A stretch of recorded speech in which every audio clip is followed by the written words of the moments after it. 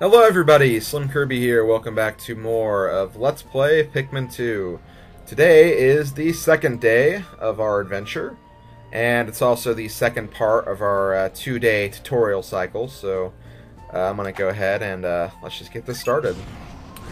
Now, a lot of people have actually been asking me how I'm going to structure the videos for this project. And first thing I'm going to say about that is I still haven't completely decided that yet. I'm kind of trying to figure it out as I go. But as for these first 2 days, I'm going to show the entire day just in these first two videos. Because this is all the tutorial stuff, and I feel like it doesn't take too long anyway, so I think I could justify putting, these 2 days in their own video. But all future days will probably be split up into parts. And there's actually a second part to this game, which can actually make days very, very long, and I'm going to go over that a little later, so for now, let's just go ahead and get started. So yeah, we're here on the next day, so we can take our Pikmin out of the onion. You can take out as many as you want, but now we're obviously going to want to take out all of our Pikmin, because we only have 20 of them. So now we're going to get to farming these pellets.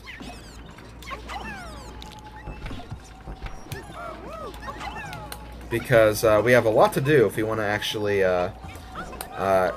get moving on, finding more treasure, because not very much is open to us at this moment, but that'll change very, very quickly. Let's go over here really quickly. Let's see, can we, how many do we need to smash this paper bag? Okay, we need 35, so we have to farm some more pellets before we do anything else.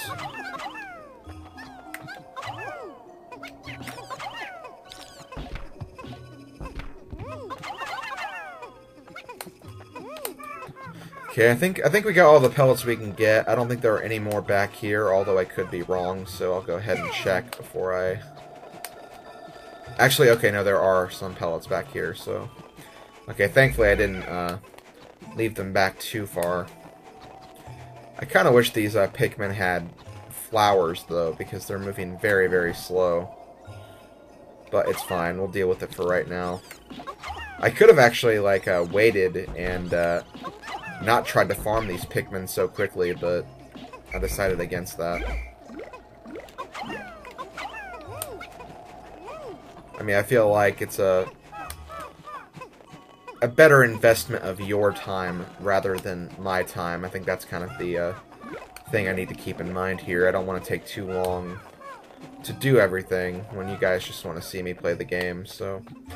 I'm actually going to halt right here and go back to Louis. And wait, before I do that though, let me go back here and speed these pellets up, because I can speed them up. I don't know why I didn't do this before. Just to make these go a little bit faster. Okay, let me get back over here. And now we can actually go back to Louis, who can actually pluck all these Pikmin while the other guys are trying to make their way over here. And after this, we should definitely have... Oh, wait. There's actually a 5 pellet right here. I'll go ahead and grab that. And, yeah, like, I'll get these Pikmin while the other guys are coming over here. And I should definitely have up to 35, especially with this 5 right here. Oh, I was already over 35, so never mind.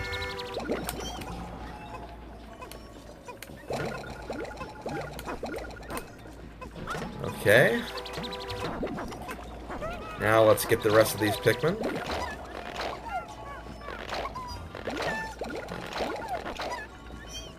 I'm gonna go ahead and wait for these guys too, just because, well, just because, really. Nothing wrong with a little bit of waiting. And we have an army of 47 Pikmin once we rejoin with Olimar. And with this army, we can actually, well, we can definitely crush this paper bag, because we only needed, like, 35 anyway.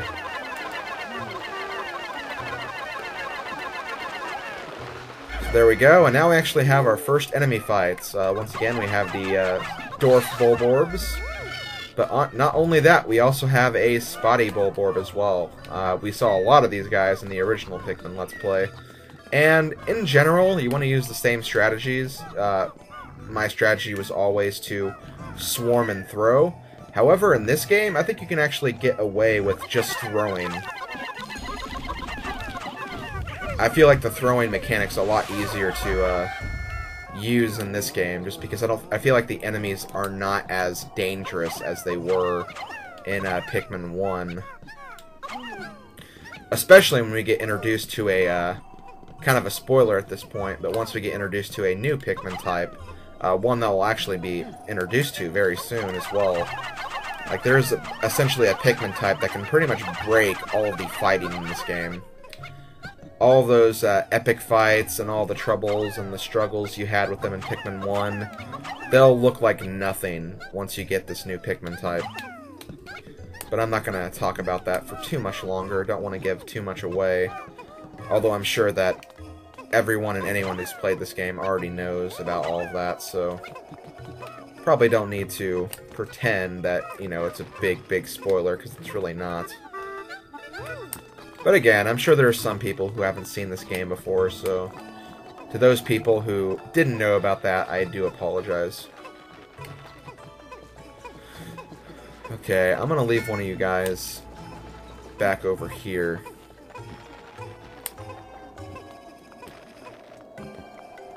Just to kind of speed things up a little bit, although might not necessarily be like speeding things up, but whatever. Not going to be overly technical about it. Okay, let's hurry up and get this thing moving, just to make it move a little faster. And while we're getting that broken can over here, I'm going to take this small army and move back over here to where Louie was. Because there's actually a gate we can knock down, and a gate we have to knock down if we want to progress. So we'll go all the way over here. And we should get the treasure any second now. Yep, there it is. Okay, so we have the Utter Scrap. I love all the names they give to the treasures, because the ship gives every treasure a unique name, and I've always been a fan of those names. But anyway, let's go back and get those Pikmin, and we still need to harvest this guy too. Actually, I'm probably going to do that before I do anything, so let's get I'll keep 8 of you guys over here so you can work on the gate, and then I'll send the other 2 to take this guy back. And then I'll leave Louie over here, and Olimar, you can, or no, Olimar, you stay here, and Louie will move back and make sure he gets everything, because we do have some pellets to, or not pellets, but we have some Pikmin to sprout before we finish up here.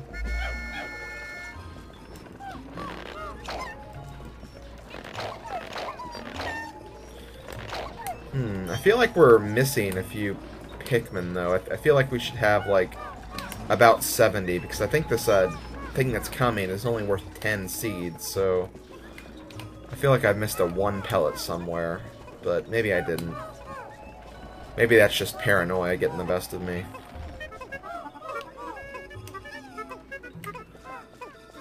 I don't know why they moved back right there. I guess it was because, like, a Pikmin was stuck or something.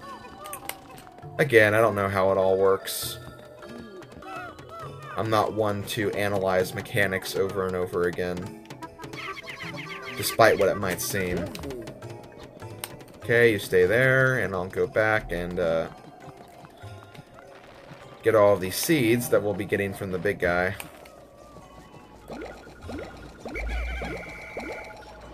Okay, yeah, there were 12. My bad. Okay, I thought they were only worth 10, but guess I'm thinking of something else. So yeah, you should have about 70 right here.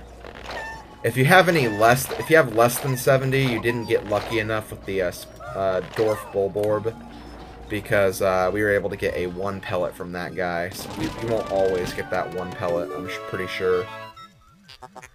So yeah, we destroyed the wall, and once again, kind of going over tutorial stuff, so I'm not going to really pay attention to this, because I've already explained this to you guys. Just going over all the button controls, which, again, I already did, so I'm way ahead of you, ship. I'm way ahead of you. Okay, so if we go all the way over here, you'll actually see that there's this weird little thing up here. And this is where the second part of this game comes into play. Say hello to the caves, and we'll probably be spending half of the game inside these caves and the other half, you know, on the surface level collecting treasure. So, this game is part strategy, part dungeon crawler as well. So every now and then you'll find these caves.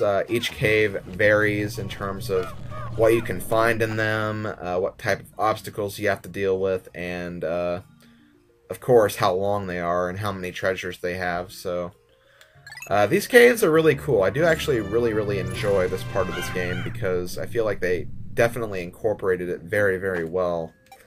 And I'll talk about them more as we go through the game because we'll be seeing these a lot as we go through. But yeah, here's the first cave, which is the Emergence Cave. Very short cave, it's only 2 floors, and there's very little enemy activity. But there's also a lot of treasure in these caves as well, so it's important that you visit these caves if you want to get all the treasure. And you'll also find different life forms underground that you wouldn't find above. So yeah, that's all I have to say about that for right now. For now, let's go ahead and go on. And up ahead, we actually have some new enemies, although they're just slight variations of enemies we've already fought. These are the Dorf Snowball Orbs. I think their name's something else, but I couldn't tell you what that name is off the top of my head. We'll see all the names at the end of the episode anyway, so it's not a big deal. But yeah, for these guys, I recommend just swarming. You shouldn't lose any Pikmin that way. And plus, it's very easy to take care of these guys, especially with a large group like I have. And as you can tell, we don't have our Pikmin onions with us, so we can't produce Pikmin here. Instead, whenever you gather enemy bodies and take them to the ship, you'll actually get Pokos, but you'll get a very small amount of them. It's so small that I'm honestly not even going to worry about collecting them, just because, like, it doesn't really matter if you collect them. You'll still get enough to repay your debt and everything, so it's really not a big deal. So we're just going to collect all the treasures.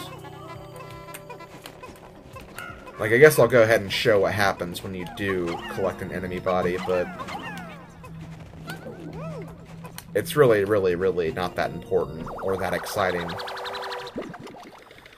So here we have an orange, which is called a citrus lump.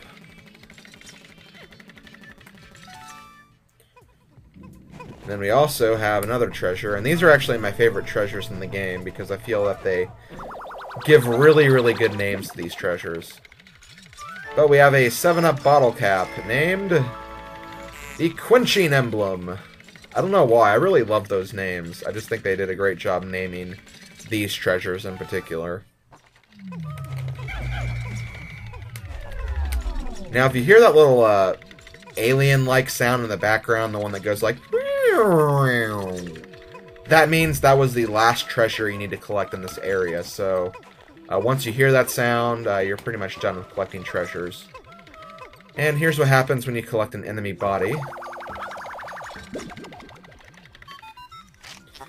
Your ship gets really upset. Okay, so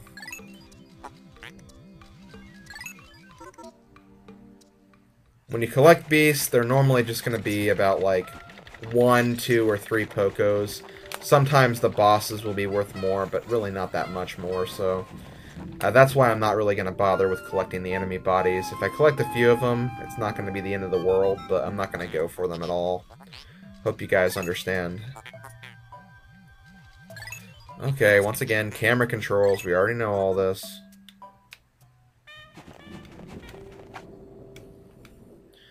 I mean, at least with Navi, you don't have to listen to Navi. Like, you can ignore her for the most part. She just says, hey, listen. The ship, on the other hand, has to comment on every little thing, and he has to comment on every little thing more than once. Okay, so now we're going to move on to the second sub-level. Second sub-level is pretty much the same as the first. Only thing you have to worry about are those Dorf snowy bulb orbs. And, okay, they're right over here. I was wondering where the proper path was. And right off the bat, we have half of the globe. And this treasure is actually going to be very important, because this treasure is essentially going to be the key to unlocking this next area.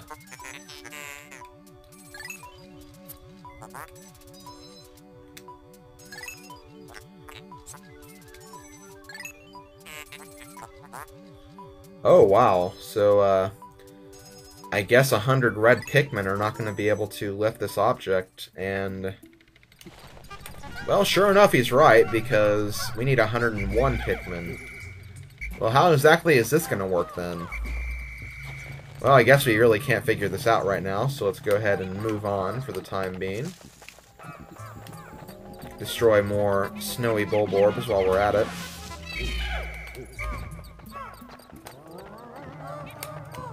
I'm probably just going to call them snowy bulb orbs, because that's essentially what they are.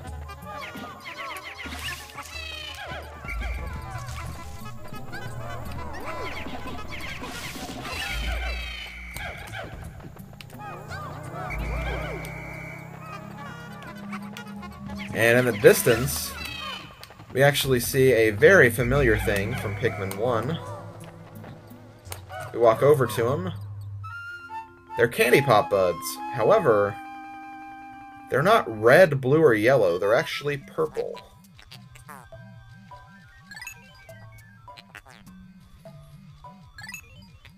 And the Pikmin yearn to be thrown in the flowers, so I guess we'll go ahead and do this then.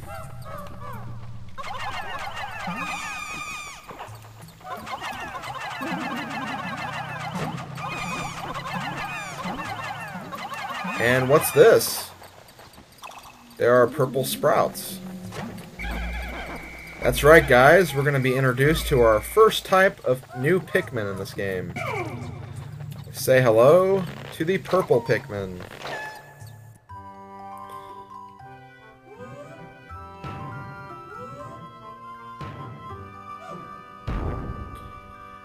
Purple Pikmin are powerhouses.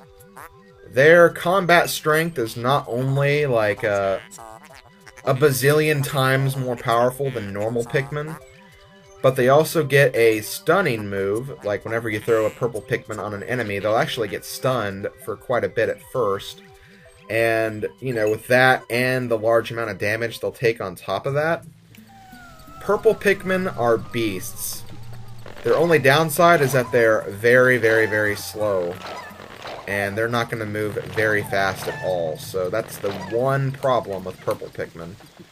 But otherwise, these guys are going to be your godsend throughout this entire game, because they can pretty much take out any enemy, except for enemies that have, like, you know, that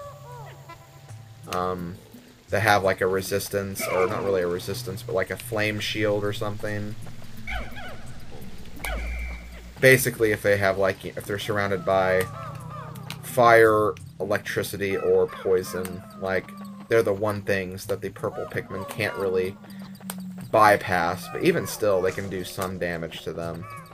But yeah, like I said, they're practically invincible. Like, okay, maybe not invincible, but they're very strong, and you can easily use them to cheapen any enemy fight in this game. And I'm not kidding, they can really destroy anything. Also, they get, they're so strong that they have the strength of 10 Pikmin. Or, like, one purple Pikmin has the equivalent of, you know, 10 Pikmin, normal Pikmin strength. So that is how we're going to lift this globe. Unfortunately, though, they're moving very, very slowly, so I'm actually going to go back and get some more Pikmin to do this, because I do not want this taking forever. Actually, I forgot I left Louie down there. That's probably going to be better if I do this. And this way I can actually use Olimar to just exit once I get the globe taken all the way back. One thing I guess I should mention is whenever you're in a cave and you go down a level, all of the Pikmin you have with you, like, they're going to go down with you farther no matter what. Like, it doesn't matter if you have them in your command or not. But whenever you're above ground and you decide to go inside of a cave, like, you have to have the Pikmin you want to take with you. Otherwise, like, you're not going to take any of them with you. So, just one thing to keep in mind.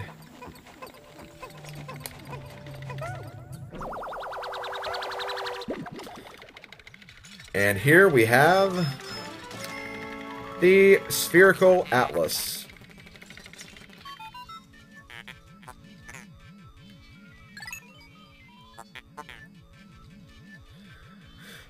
And with this new treasure, we're going to be able to explore a new area in the next video, so that's always nice. And that's exactly what we're going to do tomorrow, but for now, we need to exit this cave. We got that sound, which signifies that we're done with all the treasure in here. So we're going to just leave, so let's go this way. Like, here's 2 Pikmin by themselves, but you don't need to have them in your party, because all of them are going to go up with you, no matter what. And here's the Geyser. Whenever you see a Geyser, that just means that that's your way out of the cave, so we're done with this cave, and we're going to move back to the field.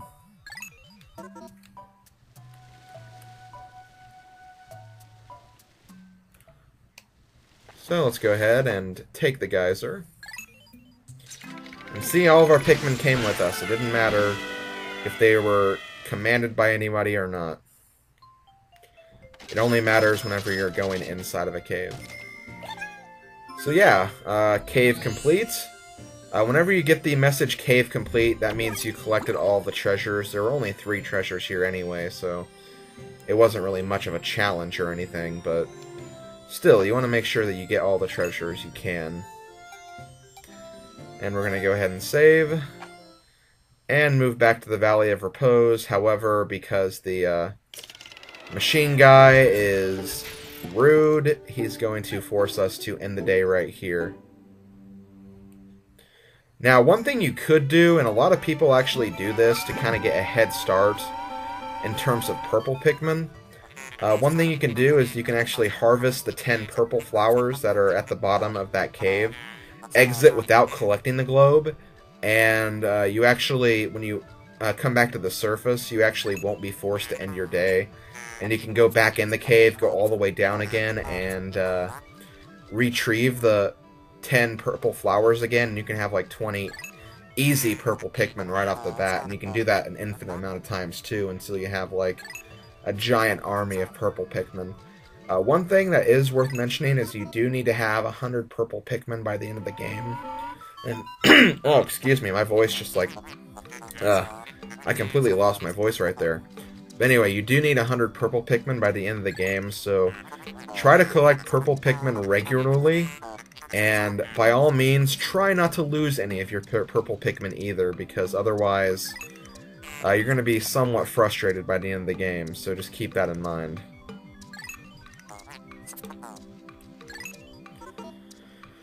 So there we go, ending the day right here. And there are no purple Pikmin onions. The purple Pikmin are actually stored in your ship, and there are no ways to actually breed purple Pikmin normally. You have to actually breed them by finding those candy pot flowers. That's the only way you can create purple Pikmin, so keep that in mind.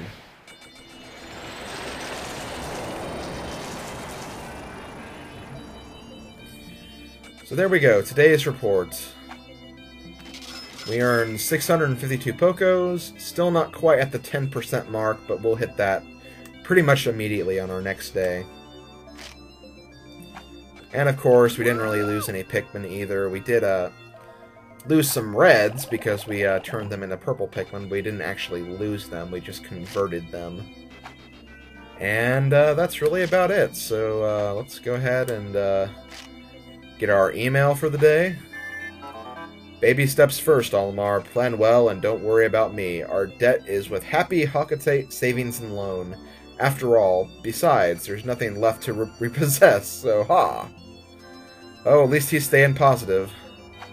So let's save our game and call it a day.